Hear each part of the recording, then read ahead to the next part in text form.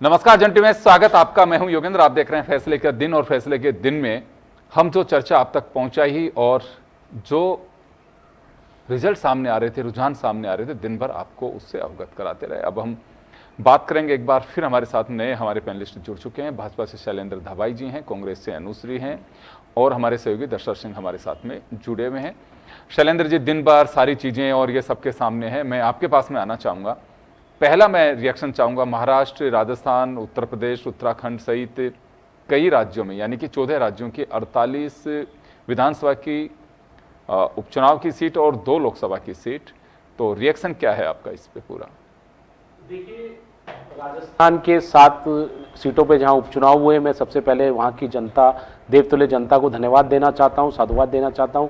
और महाराष्ट्र और झारखंड की जनता को भी धन्यवाद देना चाहता हूं, जिन्होंने माननीय प्रधानमंत्री नरेंद्र मोदी जी की नीतियों, सिद्धांतों, योजनाओं, जन कल्याणकारी जो हमारी नीतियां थी और जो विकासवाद, राष्ट्रवाद, आधारभूत ढांचे को सुदृढ़ करना, एक रहेंगे, सेफ रहेंगे, जो सुरक्षा की बात करी, तो ये तमाम जो बातें थी उसको जनता ने एंडोर्स किया है। और राजस्थान में आप देखिए, उपचुनाव का जो ट्रेंड चला आ रहा था 11 साल का, उसको पलट के रख दिया माननीय भजनलाल सरकार ने। आप देखिए, जो हमने 11 महीनों में काम किए, पहले भी अपन चर्चा कर चुके हैं योगेंद्र जी, 11 महीनों में जो ऐतिहासिक और साहसिक निर्णय लिए गए, चाहे वो युवाओं के भविष्य को सुरक्षित करने की बात हो, उनको रोजगार देने की बात हो, चाहे महिलाओं को सशक्तिकरण करने की बात हो, चाहे किसानों को आर्थिक संबल प्रदान करने की बात हो, चाहे विरासत, गौरवशाली विरासत है उसको लाने की बात हो, और विकसित राजस्थान कैसे बने उस पर भी आपने देखा। राइजिंग राजस्थान में 18 लाख करोड़ से ऊपर के एमओयू हो चुके हैं। और जो मूलभूत समस्याएं थी राजस्थान की, भारतीय जनता पार्टी ने उस पर फोकस किया, क्योंकि भारतीय जनता पार्टी का एक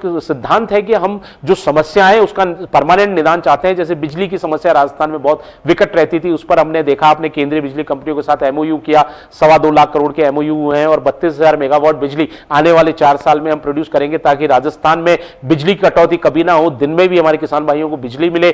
और जो पानी की समस्या थी, जो जल जीवन मिशन इतना पवित्र मिशन था जो कि माननीय प्रधानमंत्री नरेंद्र मोदी जी ने शुरू किया, उस पर भी कांग्रेस पार्टी ने किस तरह से भ्रष्टाचार किया और जनता को जल नहीं पहुंचने दिया। और वो पूरी की पूरी जो श्रृंखला थी वो अपन कई बार डिस्कस कर चुके हैं कि कांग्रेस पार्टी ने किस तरह से इस राजस्थान का ढप्पा और बिठाने का काम किया, अविकसित राज्य में इसको लाकर खड़ा कर दिया। तो भारतीय जनता पार्टी की सोच जो है वो स्थायी समाधान की तरफ है। और जो हमारी नीतियां हैं, वो नीतियां जो है वो गरीब, युवा, कृषक और महिला, इनको केंद्र बिंदु में बनाते हुए हम मनाते हैं। उसकी वजह से वोट मिले, आपका ये कहना है? बिल्कुल, निश्चित तौर पर काम को भी एंडोर्स किया है 11 महीने में। और जो हमने रणनीति बनाई, रणनीति बनाई, 10 सेकंड और दे दीजिए। जो हमने रणनीति बनाई और जो हमारा सिलेक्शन रहा और जिस तरह से बागी कैंडिडेट्स थे उनको भी हमारे माननीय मुख्यमंत्री भजनलाल शर्मा जी ने और हमारे प्रदेश अध्यक्ष माननीय मदन राठौड़ जी ने उनको समझाइश की और किस तरह से बिठाया। और जो उन्होंने प्रचार किया, आप देखिए, माननीय मुख्यमंत्री जी ने 14-15 सभाएं की। इसी तरह हमारे प्रदेश अध्यक्ष मदन राठौड़ जी ने भी 13-14 सभाएं की। तो निश्चित तौर पर आप देखिए, जो हमारे काम थे वो जनता तक गए, हमने जनता से कनेक्ट किया और जनता को हम पर विश्वास हुआ, युवाओं को विश्वास हुआ कि अगर भविष्य सुरक्षित हो सकता है तो माननीय भजनलाल सरकार में हो सकता है, क्योंकि एक भी पेपर लीक नहीं हुआ 11 महीनों में। महिलाओं में हमने देखा आपने किस तरह से हमने सुरक्षा उनको प्रदान करने का काम किया। और जो अपराधीकरण हो चुका था राजस्थान का, उस अपराध को भी हमने कम करने का काम किया। आपको बताते हुए मुझे हर्ष होगा कि अभी पुलिस हेडक्वार्टर की रिपोर्ट आई है जिसमें 8% 2023 से 24 में अपराध कम हुए। हमने 15,000 से अधिक अपराधियों को बंद कर दिया है। हमने नशीले पदार्थों, शराब माफियाओं, भू माफियाओं, सबको हम खत्म करने पे लगे हुए। और साइबर क्राइम जो मेवात में इतना बड़ा हो गया था, वापस आ रहा हूं। तो ऐसे बहुत सारी तमाम उपलब्धियां हैं जिसको राजस्थान की जनता ने एंडोर्स किया है। वापस आ रहा हूं आपके पास में, वापस आ रहा हूं। मैं एक बार अनुश्री के पास में जाना चाहूंगा। अनुश्री, महाराष्ट्र में बड़ा झटका है इंडिया ब्लॉक के लिए, इंडिया गठबंधन की। जी योगेंद्र जी, देखिए, महाराष्ट्र ने कहा कि हम सामूहिक रूप से इस बात पर चिंतन करेंगे, मंथन करेंगे कि कारण क्या होते हैं। यहां लगता है आपको कि हरियाणा से कोई राजस्थान में सबक नहीं लिया है, महाराष्ट्र में नहीं लिया? जी देखिए, ऐसी बात नहीं है। हरियाणा की एक अलग राजनीति थी, राजस्थान की एक अलग राजनीति है। तो यहाँ पे मैं आपको बात बता दूं कि क्षेत्र विशेष के अलग मुद्दे थे। क्षेत्र विशेष पे हाँ, ये हो सकता है कि पार्टी स्तर की रणनीति में कहीं ना कहीं निश्चित तौर पे चूक हुई है, जिसका हम आत्मविश्लेषण करेंगे। लेकिन हर क्षेत्र की अलग समस्या है, चाहे आप सलूम्बर 84 की बात ले ले, चाहे आप खीवसर की बात ले ले, तो कहीं ना कहीं जो है वो मंथन किया जाएगा। लेकिन ये बात बिल्कुल स्वीकार्य नहीं है कि बीजेपी ने अपनी नीतियों पर चुनाव चुनाव लड़े, क्योंकि नीतियां तो मेरे को कहीं भी नजर नहीं आ रही कि भारतीय जनता पार्टी ने नीतियों पे चुनाव लड़े हैं। जीत का कारण क्या हो सकता है अनुश्री? फिर जीत का कारण त्रिकोणीय मुकाबला ले सकते हैं, बागियों को खड़े होने का बीजेपी को फायदा मिलना कह सकते हैं कहीं ना कहीं। नहीं, आपको नहीं लगता है कि बीजेपी ने डैमेज कंट्रोल करने के लिए जहां जहां भी बगावत की बू आ रही थी उसे शांत करने की कोशिश की, लेकिन आप लोग नरेश मीणा को नहीं बैठा पाए, नरेश मीणा दूसरे नंबर पे रहे, तो कहीं मैनेजमेंट की चूक भी कह सकते हैं इसे? मैं वही बात कह रही हूँ योगेंद्र जी कि जो भी कारण रहे हैं उसका विश्लेषण किया जाएगा। ऐसा नहीं होता, कोई भी पार्टी होती है बागियों को बिठाने के पूरे प्रयास करती है, लोकतंत्र है, लोकतंत्र में सभी का अधिकार होता है, लेकिन फिर भी कहीं ना कहीं विश्लेषण किया जाएगा। दर्शक, ओवरऑल अगर हम देखें तो प्रियंका गांधी की जीत वायनाड से ऐतिहासिक जीत कही जा सकती है। 4 लाख से ज्यादा मतों से वो जीती हैं और गांधी परिवार की 3 सदस्य, तीसरे से जो पार्लियामेंट में 3 लोग एक साथ बैठेंगे, एक बड़ी बात होगी। और दूसरा, सीटों का शतक भी इसके साथ ही लग गया है क्योंकि 100 सीट अब पूरी हो चुकी हैं कांग्रेस की। तो लेकिन ओवरऑल अगर रिजल्ट की क्या चर्चा है कि कायम तो रह गई, झारखंड में भी प्लस किया है इंडिया ब्लॉक ने, और महाराष्ट्र में एक तरह से आंधी कह सकते हैं इसे एनडीए की। देखिए, निश्चित तौर पे अगर तीनों की जगह की बात करें, बाई इलेक्शन की बात करें या महाराष्ट्र झारखंड की बात करें, तो झारखंड के अंदर खास तौर पे कांग्रेस को या जेजेएम अलायंस जो था उसको उम्मीद थी कि वहाँ पर वो अच्छा वापस रिटर्न करेंगे और उसका बखूबी उनको जनता ने साथ दिया और वहाँ पर एक बार फिर सरकार हेमंत सोरेन की बन रही है। जहाँ तक महाराष्ट्र की बात है तो महाराष्ट्र के जो नतीजे हैं वो चौंकाने वाले हैं। इस चुनाव से पहले जो एग्जिट पोल परिणाम से पहले जो आया था उसमें भी हमने देखा था कि एक कह सकते हैं 20-30 सीटों का ऊंचा और नीचे था, उसमें टक्कर लग रही थी। लेकिन जिस तरह के रिजल्ट्स आए, खासतौर पे बीजेपी ने जिस तरह से महाराष्ट्र के अंदर बढ़त बनाई और वो लास्ट तक बीजेपी के साथ ही, चाहे शिंदे की पार्टी हो या अजीत पवार की गुट वाली एनसीपी हो, उसको बढ़त मिली। निश्चित तौर पर ये चौंकाने वाले परिणाम है और बीजेपी के लिए बड़े परिणाम है, क्योंकि महाराष्ट्र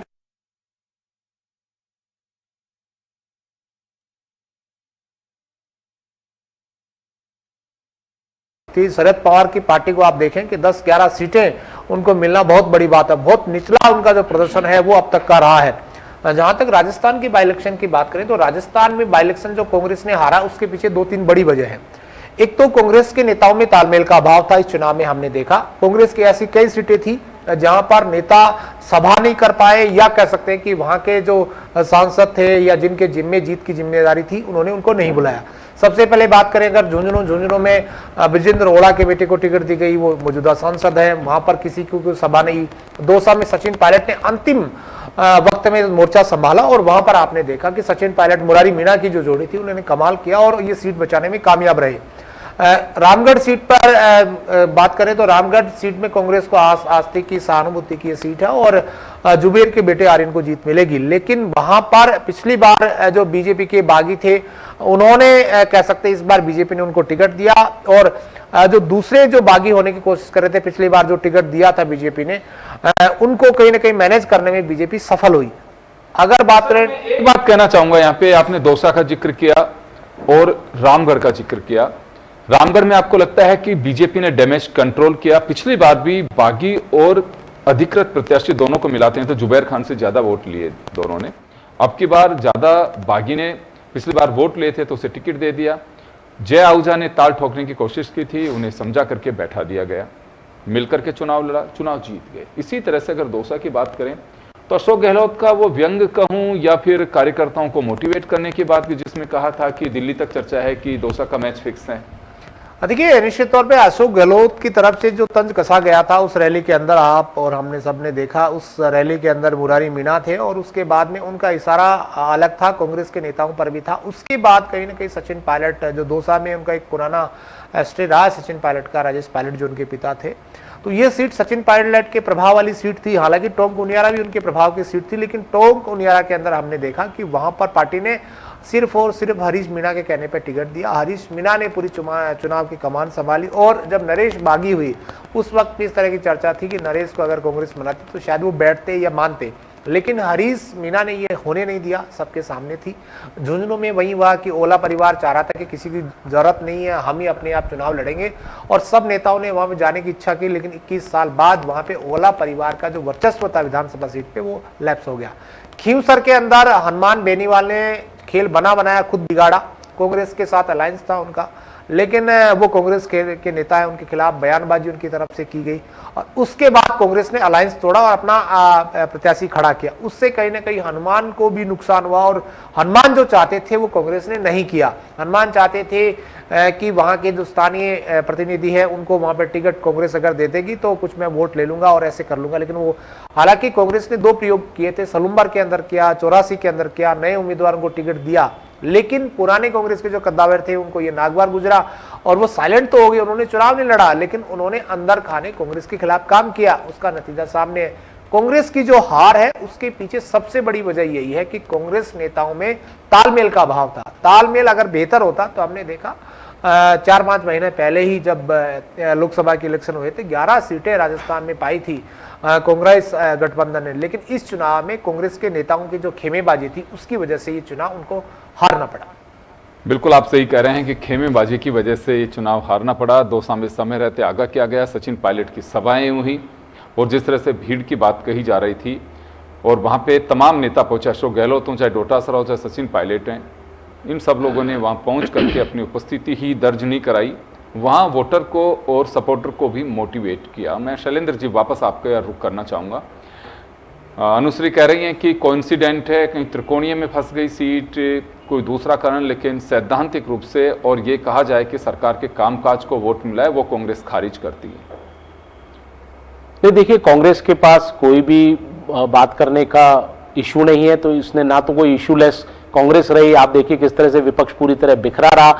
इनके नेताओं ने, जितने भी बड़े नेता थे, चाहे वो अशोक गहलोत जी हो, सचिन पायलट जी हो, टीकाराम जूली जी हो, गोविंद सिंह डोटासरा जी हो, चाहे हेमाराम चौधरी जी हो और या फिर भंवर जितेंद्र सिंह हो, कहीं भी वो जितनी उन्होंने सभाएं की उससे ज्यादा सभाएं हमारे माननीय मुख्यमंत्री भजन लाल जी ने और प्रदेश अध्यक्ष माननीय मदन राठौर जी ने की। और किस तरह से सत्ता और समन्वय, जो अभी आपने एक तस्वीर दिखाई, किस तरह से बीजेपी कार्यालय पे इतना भव्य आयोजन किया जा रहा है, स्वागत किया जा रहा है, और वो तस्वीर बताती है कि सत्ता और संगठन में कितना जबरदस्त तालमेल है। और मैं मेरे हजारों लाखों कार्यकर्ताओं और जनप्रतिनिधियों को धन्यवाद देना चाहता हूं जिन्होंने जो माननीय भजन लाल सरकार की योजनाएं थी वो नीचे तक लेके गए, जो उनको लाभ दिलाना था वो उस लाभ को उन्होंने दिलाने का काम किया। जो हमारी सोच थी, जो हमारे श्रद्धेय दीनदयाल उपाध्याय जी की सोच थी, अंत्योदय सिद्धांत था कि अंत में बैठे हुए व्यक्ति का हम कैसे भला कर सकते हैं, विकास कर सकते हैं, उत्थान कर सकते हैं, उसी काम में लगे रहे। और आपने देखा होगा प्रधानमंत्री नरेंद्र मोदी जी ने भी यही 10 साल तक काम किया और किस तरह से हम तीसरी बार केंद्र में भी सरकार बनाने में सफल रहे और ऐतिहासिक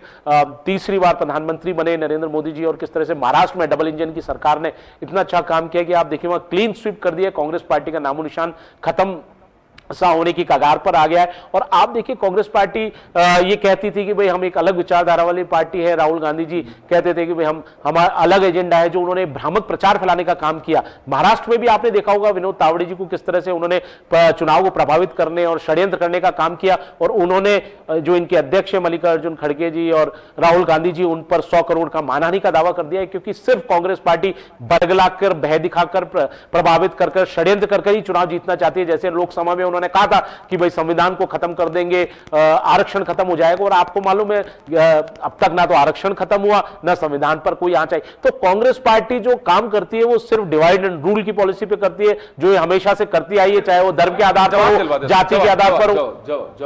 जवाब दिलवाता हूं। अनुश्री आपके पास में आना चाहूंगा। केवल नैरेटिव सेट करने की कोशिश की जाती है कांग्रेस की तरफ से और जनता उसे खारिज करती है।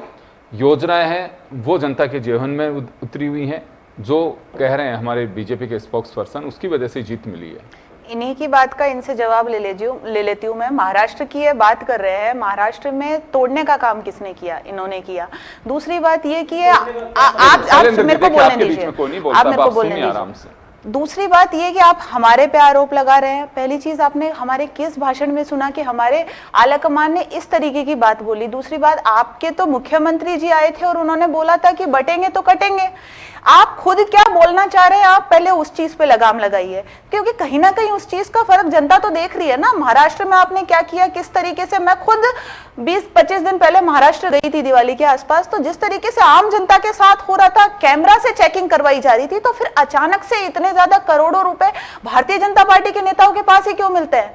तो इस चीज का आप जवाब दीजिए ना। कि और दूसरी बात, भारतीय जनता पार्टी ने हमेशा धर्म विशेष की राजनीति की है। नीतियां आप मुझे गिना दीजिए, एक राजस्थान की नीति गिना दीजिए कि आपने किस सभा में आपकी योजनाओं की बात करी, किस चीज में आपने आपकी नीतियां गिनाई? सिर्फ आपने तोड़ने का काम किया है और कुछ भी काम नहीं किया है।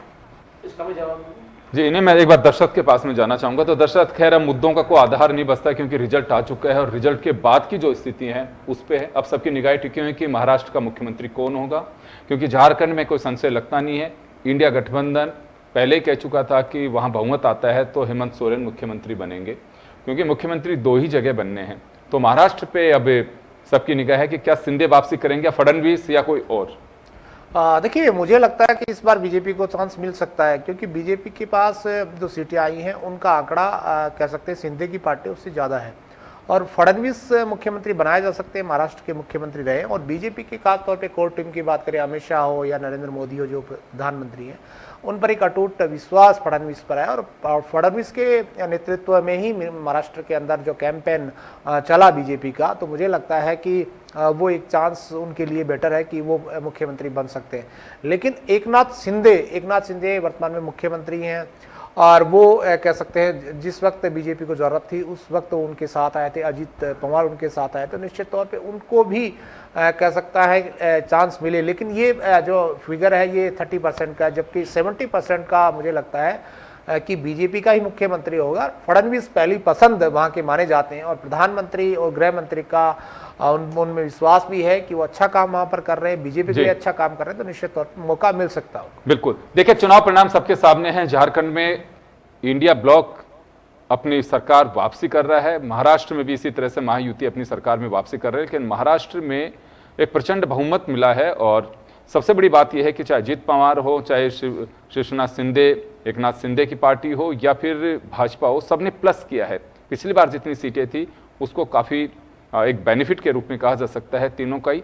लेकिन इधर महागठबंधन जो महाअगाड़ी विकास अगाड़ी है उसको काफ़ी नुकसान हुआ है इस जगह पे।